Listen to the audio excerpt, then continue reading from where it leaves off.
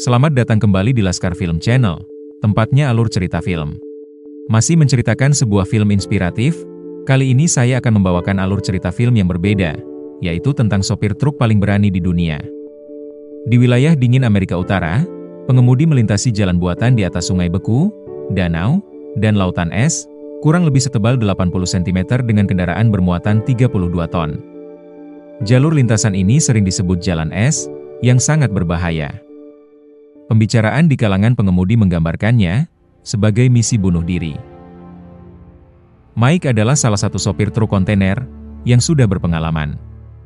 Dia selalu melindungi adiknya yang bernama Georti karena dibuli pekerja lainnya. Akhirnya dia sering dipecat dari pekerjaannya gara-gara masalah itu. Sebenarnya adiknya itu memiliki masalah pada mentalnya pasca trauma ketika dahulu di militer. Dokter bahkan kesulitan untuk menyembuhkannya. Sehingga mau tidak mau, Mike harus selalu menjaganya. Selama ini adiknya itu memiliki mimpi, agar Mike bisa memiliki truknya sendiri. Namun karena harganya sangat mahal, sepertinya mimpi itu tidak akan terwujud. Di tempat yang jauh yaitu di sebuah pertambangan, pekerja yang sedang ada di dalamnya tidak menyangka, jika sebuah kecelakaan besar akan terjadi. Gas alam yang bocor menyebabkan ledakan, bahkan membuat jalur keluar dari pekerja itu tertimbun reruntuhan. Mereka pun terjebak di dalam, dan hanya bisa menunggu tim penyelamat. Untungnya project manager yang bernama Rene juga ada di sana, sehingga bisa menenangkan suasana. Salah satu pekerja yang bernama Cody, mendengar suara dari pipa yang ada, yang berisi kode sandi Morse. What are they saying, Cody? Dia pun memberitahukan, bahwa 26 pekerja masih hidup, dan 8 sisanya sudah tewas tertimbun. George sebagai general manager, langsung memberitahukan kabar itu pada Wakil Menteri Sumber Daya Alam, untuk meminta bantuan dari pemerintah. Karena akses udara tidak memungkinkan untuk ke sana, dia memerintahkan anak buahnya, untuk mencari perusahaan jasa pengiriman darat terbaik. Jim adalah pemilik perusahaan itu, yang sering melakukan pengiriman melewati medan yang berbahaya. Misinya adalah membawa alat untuk membuka saluran udara cadangan, pada lorong pertambangan. Mereka juga dikejar oleh waktu, sebelum para pekerja yang di dalam kehabisan udara. Untuk bisa mencapainya, mau tidak mau tim ini harus melewati jalur paling berbahaya, yaitu jalan es. Jim membutuhkan tim yang berpengalaman, sehingga dia mencarinya. Yang pertama adalah Tantu, mantan pekerjanya dahulu, yang saat ini dipenjara karena berkelahi dengannya. Namun setelah mendengar bahwa saudara dari wanita itu, yang bernama Cody ikut terjebak di pertambangan, Tantu bersedia mengikutinya. Amin. Untuk orang terakhir, Jim ingin merekrut orang baru. Tanpa sengaja Mike melihat lowongan itu, apalagi saat ini dia tidak memiliki pekerjaan, dia berencana untuk mendaftar ke sana. Georti akan selalu mengikuti kakaknya itu, kemanapun dia pergi. Setelah membaca CV darinya, Jim terkesan dengan Mike, tetapi masih meragukan kemampuan dari Georti. Oleh karena itu, dia akan memberikannya sebuah tes, yaitu membongkar sebuah mesin, dan melepas seluruh poros lengan ayun di dalamnya. Walaupun Georti memiliki masalah pada mentalnya, tanpa disangka, kemampuannya sebagai mekanik di atas rata-rata. Dia mampu membongkar mesin itu dengan cepat, bahkan membuat Jim terkejut melihatnya. Oleh karena itu sudah diputuskan, bahwa Mike dan Georti langsung menjadi bagian dari timnya. Dengan Tantu yang juga sudah sampai di sini, semua anggotanya sudah lengkap. Masing-masing dari mereka, akan membawa sebuah truk, yang di dalam kontainernya terdapat barang yang akan dikirimkan. Karena misi ini adalah dari pemerintah, bayarannya juga lumayan besar. Selain itu, pihak perusahaan tambang juga mengutus Tom, sebagai perwakilan dari pihak asuransi untuk alat yang akan dibawa. Tim ini akan melalui 3 jenis medan, yaitu jalan es yang menerobos danau, jalur lereng bukit, dan jalur sungai yang beku. Walaupun sangat berbahaya, jalur itu akan bisa memangkas waktu, untuk menghindari korban bertambah banyak. Setelah penjelasan itu, akhirnya mereka sudah siap untuk berangkat. Dalam memulai perjalanannya, mereka saling berkomunikasi untuk membahas detail, tentang lokasi yang akan dilewati. Here we go, people. Dan mereka akhirnya sudah memasuki area pertama, yaitu sebuah danau beku, yang pada musim dingin bisa dijadikan jalan pintas. Bagi sopir truk, mereka sudah terbiasa melakukan perjalanan tanpa istirahat, bahkan di malam hari. Apalagi mereka sudah berpengalaman, sehingga tidak ada yang perlu dikhawatirkan. Ketiga truk tidak boleh berhenti sama sekali, karena jika dilakukan, beban dari muatan itu bisa membuat lapisan esnya tidak bisa menahannya. Semua mengira bahwa perjalanan ini akan lancar tanpa hambatan. Tetapi tanpa disangka, Jim menyadari bahwa bahan bakarnya tiba-tiba habis. Sweet Jesus, that ain't good. Dia tidak boleh berhenti terlalu lama, jika tidak, masalah besar akan menimpanya. Mike dan Tantu langsung memundurkan truknya, yang tentunya untuk membantu Jim, yaitu dengan menyeret truknya tersebut. Namun sepertinya mereka sudah terlambat, karena lapisan esnya mulai pecah, dan membuat roda belakangnya terjebak di air. Sialnya lagi, tali baja yang dipasang sebelumnya, tanpa sengaja tersangkut di kaki Jim, sehingga dia ikut terseret. Melihat truk itu sepenuhnya sudah tenggelam, Tantu keluar untuk menyelamatkannya. Tetapi Jim hanya menyuruh untuk melepaskan tali yang mengikat truk di depannya, agar muatan lainnya tidak ikut terseret. Dia sadar bahwa dirinya sudah tidak bisa diselamatkan, yang akhirnya ikut tenggelam. Namun tidak ada waktu untuk bersedih, karena mereka harus segera pergi dari sini, sebelum es di sekitarnya ikut pecah. Kini situasinya makin terpojokkan, karena jalan di depan juga mulai bergelombang, akibat pergerakan air dari bawah. Tidak ada pilihan lain, mereka pun harus menerobos, yang akhirnya membuat kendali pada truknya tidak seimbang. Ditambah tali masih terikat di antara kedua truk, akhirnya mereka semua terguling. We're finished. Namun tanpa disangka, beban yang mengalir pada lapisan es itu malah terbagi rata, sehingga retakannya mulai berhenti, tepat di belakangnya. Kesempatan ini dimanfaatkan Mike untuk memberitahukan perusahaan bahwa pengirimannya akan terlambat karena sebuah insiden. Para pekerja mulai khawatir soal jumlah udara di dalam terowongan, dan jika keadaannya tidak berubah, mereka semua akan mati di sini. Rene mulai berpikir, kenapa alat sensor tidak mendeteksi, jika sebelumnya mereka sudah memicu lubang gas alam. Sebenarnya semua pekerja tingkat bawah mengetahui alasannya. Tetapi mereka tidak boleh mengatakan kebenarannya pada siapapun. I asked you a question. Namun karena Rene terus memaksa, dan juga harapan hidup dari mereka semakin kecil, akhirnya mereka memberitahukan jika sensor itu mereka matikan atas perintah langsung dari atasannya, yaitu George. Demi perusahaan ini meraup keuntungan yang lebih, atasannya itu bersekongkol dan menyuap para pekerja untuk membuang standar pengamanannya.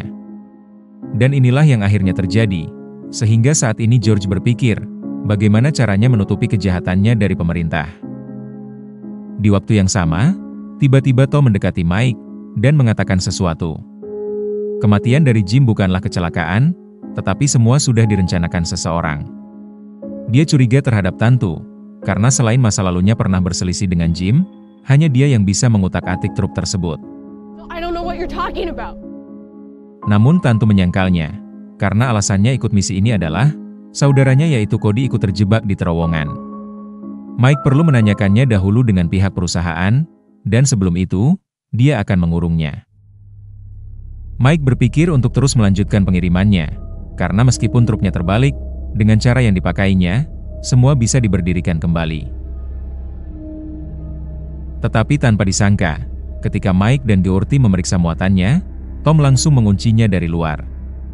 Tidak ada yang menyangka, ternyata dia adalah pelaku yang sebenarnya. It was you. Semua sudah direncanakan dari awal, oleh orang yang menyuruhnya, yaitu George. Misinya adalah menggagalkan pengiriman ini, dengan cara melenyapkan mereka satu persatu. Mike harus segera keluar dari sana, sebelum bom itu meledak. Beruntung dia dan adiknya berhasil mendorong kotak pengatur suhu di sana, sehingga melalui lubang itu, mereka berhasil keluar. Tom belum menyadari, jika bom itu mereka buang sebelum akhirnya meledak. Namun Mike juga mengalami masalah, yaitu roda depan truknya terjebak di dalam lubang air. Dengan cepat dia dan adiknya, menyiapkan suatu alat untuk dijadikan tiang. Selanjutnya tali baja diikatkan dengan truk itu, dan kemudian menariknya, untuk membuat truk itu mundur. Tetapi hasilnya tidak seperti yang dipikirkan, karena selain muatannya yang terlalu berat, kontainer itu bahkan terlepas. Mengetahui bahwa Georti ikut terbawa masuk ke dalam air, dengan cepat Mike mengeluarkan tali cadangan untuk masuk ke dalam, dan menarik Georti kembali ke daratan. Dia mempertaruhkan nyawanya ini, karena tidak ingin kehilangan adik satu-satunya. Come on, Gertie. Work with me here.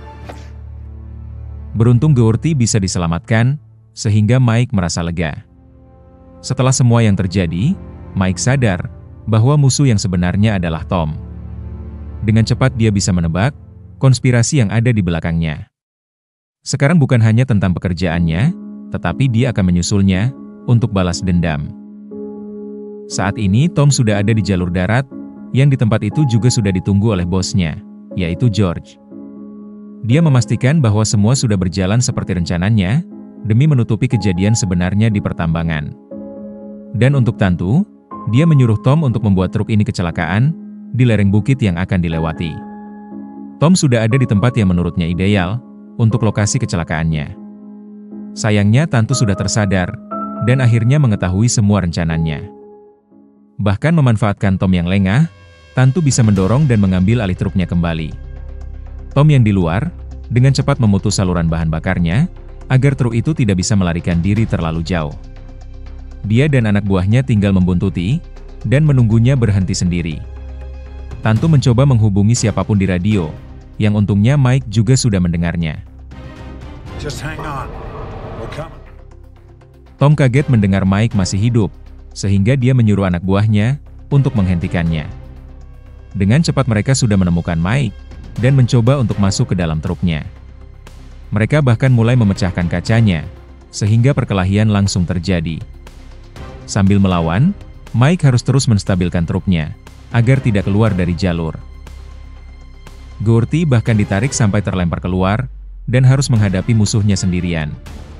Untung saja kemampuannya di militer dahulu, bisa membantunya untuk menyingkirkan lawannya tersebut. Sementara itu di dalam truk, akhirnya Mike juga berhasil mengalahkan musuhnya. Dia pun langsung berbalik, untuk menjemput adiknya yang tertinggal. Di waktu yang sama, Tantu semakin khawatir, melihat bahan bakarnya cepat berkurang. Apalagi saat ini Tom sudah ada di belakangnya. Dia sadar jika berhenti, nyawanya akan dalam bahaya. Hal yang dipikirkan akhirnya menjadi kenyataan, yaitu truknya berhenti, dengan Tom yang sudah mulai mendekatinya. Tantu hanya bisa bertahan selama mungkin, dan mengharap bantuan segera datang. Tiba-tiba, dari belakang Mike muncul dengan kecepatan tinggi.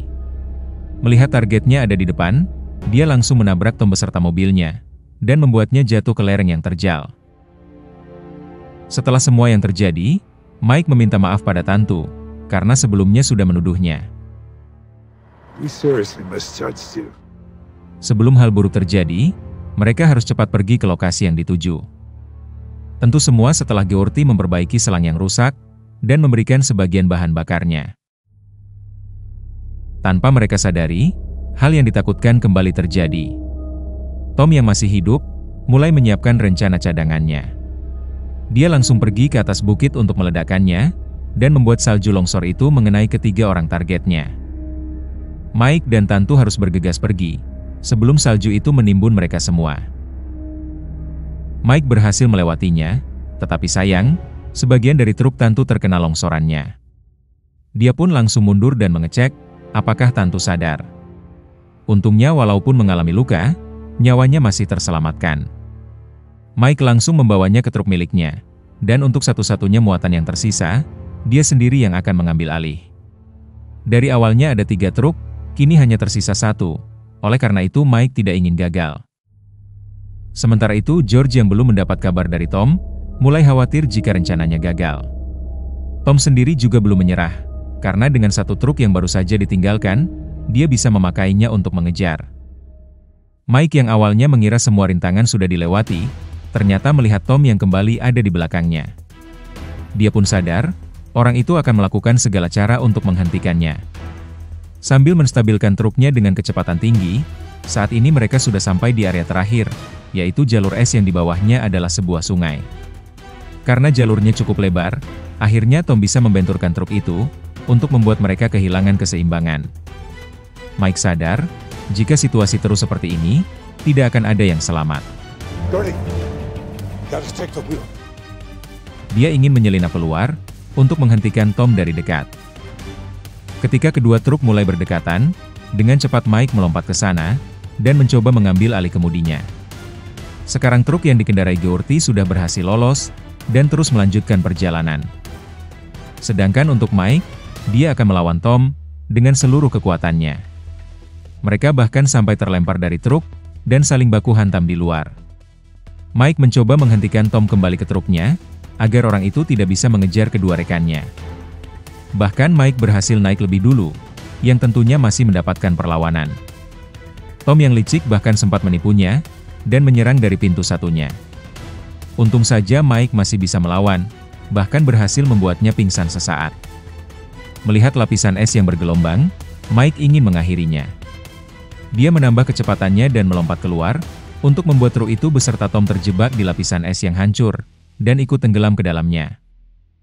Satu urusannya sudah beres, kini saatnya bagi Mike untuk menyusul kedua rekannya. Saat ini mereka sedang ada di depan sebuah jembatan, yang tidak sembarangan orang bisa melewatinya. Move. I can do it. Tantu mengambil alih kemudi, dan dengan perlahan memasukkan truknya. Sayang lapisan es di sana, membuat rodanya tergelincir dan tidak bergerak. Geordi memberikannya alas, untuk sedikit demi sedikit membantunya maju. Yang ditakutkan Tantu adalah, jembatan ini tidak kuat untuk menahan beban terlalu lama. Satu persatu dari kabel bajanya mulai putus, yang untungnya jembatannya runtuh setelah mereka berhasil menyeberang. Namun tiba-tiba truknya itu tergelincir, karena lapisan esnya mulai licin. Tantu mencoba untuk menambah kecepatannya, sedangkan Geordi menutup pintu jembatan untuk berjaga-jaga. Sayang rodanya masih terselip, dan truk itu bahkan sampai menghimpit Geordi yang masih di belakang. Walaupun truk itu berhasil berhenti, keadaan Geordi sangat kritis. Mike yang akhirnya sampai di sana, melihat adiknya sudah tidak berdaya. Tidak ada yang bisa dia lakukan, dan hanya menemani adiknya sampai nafas terakhir. Di waktu yang sama, saat ini Wakil Menteri Sumber Daya Alam, beserta pemilik dari tambang ini yang bernama Tuan Thomason, sudah sampai di lokasi pertambangan. George menjelaskan bahwa barang yang dipesan gagal terkirim karena masalah di perjalanan. Dan untuk seluruh pekerja yang masih tertahan di dalam terowongan, mau tidak mau mereka harus merelakannya. Tiba-tiba dari luar, terlihat sebuah truk datang membawa muatan yang dipesan, bahkan mengejutkan semua orang. Dengan cepat tim medis menghampiri, untuk menolong yang terluka. Walaupun misinya berhasil, Mike masih terdiam, menyadari semua ini berkat pengorbanan dari adiknya. Tantu tidak mau menunggu di dalam, karena dia ingin melihat saudaranya yaitu Cody, dengan mata kepalanya sendiri. Muatan itu langsung dibongkar, dan alat di dalamnya langsung digunakan. Mereka bekerja dengan cepat, demi rekan-rekan di dalamnya bisa selamat. Semua orang berkumpul di pintu terowongan, menunggu kabar baik dari dalam. Dan akhirnya, satu persatu keluar dari sana, dengan kondisi yang masih bernyawa. Tantu pun akhirnya bisa bertemu saudaranya, begitu juga dengan orang-orang lain di sana. Kebahagiaan ini tidak terbayangkan, menyadari di dalam sana mereka sudah putus asa. Rene langsung menceritakan pada Tuan Thomason, soal rencana terselubung dari George. Akhirnya segala kejahatannya terbongkar, dan mereka tidak akan memaafkannya, tentu saja termasuk Mike, yang bahkan langsung memukulnya. Atas segala pengorbanannya, Mike mendapatkan penghargaan dari pemerintah. Namun bagi pahlawan sejati sepertinya, hal semacam itu tidaklah penting. Dia hanya memikirkan tentang adiknya, dan mimpinya yang belum terwujud. 3 bulan kemudian, Tantu mengambil alih bisnis dari Jim. Mike juga sudah memiliki truknya sendiri, sesuai dengan mimpi dari adiknya dahulu. Dia pun akan melanjutkan perjalanan hidupnya, dan film pun berakhir sampai di sini. Dalam setiap langkah kehidupan, kita pasti menemukan rintangan. Namun semakin banyak rintangannya, semakin besar pula mental yang terbentuk. Jangan putus asa jika mimpimu gagal, karena mungkin saja, hal itu hanya tertunda. Semoga penonton sekalian menikmatinya. Dan tak lupa bantuannya untuk komen sebanyak-banyaknya, like, share, subscribe channel ini, dan tekan tombol loncengnya. Karena hanya dengan kalian, channel ini bisa berkembang. Sekian dan terima kasih, sampai jumpa di film menarik berikutnya.